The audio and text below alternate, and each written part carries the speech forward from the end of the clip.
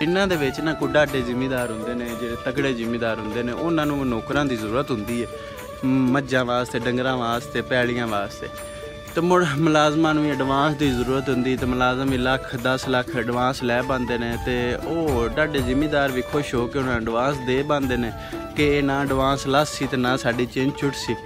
ठीक है तो इहो हाल है ओनू भावें 10 साल काम करे 5 साल काम करे जैसे एडवांस लासी कर्जा जैसे लासी उस अगा कि जासी। इहो हाल साडी हुकूमत का होया पिया। IMF को कर्जा लै पांदी है। ठीक है तो वह ना कर्जा साडा लाना है तो ना ही साडी चेंज छुटनी है। तो IMF का हिसाब यह है कि उन्हें भी गरीब ममालक जेड़े मुल्क ने ना गरीब साडे वर्गे असी तो उमें तो अमीर ही है पर सानू इन्हां हुक्मरानां ने गरीब कर छड़िया। तो ये गरीब जेड़े मुल्क ने ना उन्होंने कर्जा देंदी है। कर्जा देने का मकसद की कि अपने हाथ च रख दी ना कर्जा लवे ना जान छुट्टे उस मुल्क नूं जिवें मर्जी चलावे उस हिसाब नाल चलना।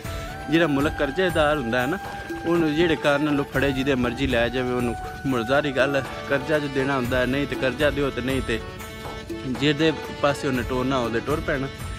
तो कर्जा देन लग्या IMF ये नहीं कुछ करता कि सियासतदाना तो भी कोई टेस्ट लाइए जेरे कर्जा लेने को गरीब आवाम तो नहीं आती कि IMF को कर्जा ले लीए। ठीक है गरीब आवाम तो अपने बैंक को कर्जा लै पवे तो वह नहीं उनकी चेंज छुटती।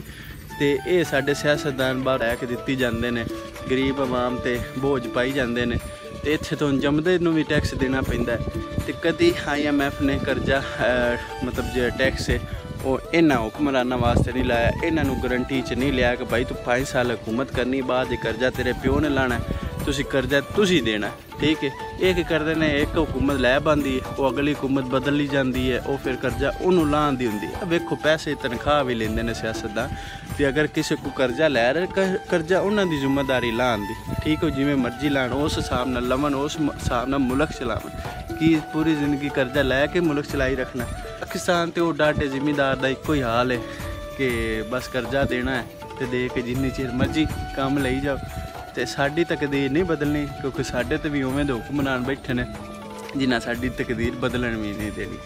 तो वीडियो अच्छी लगे तो लाइक शेयर तो अपने चैनल सब्सक्राइब जरूर करो तो लोगों भी शेयर करो। अल्लाह हाफिज़।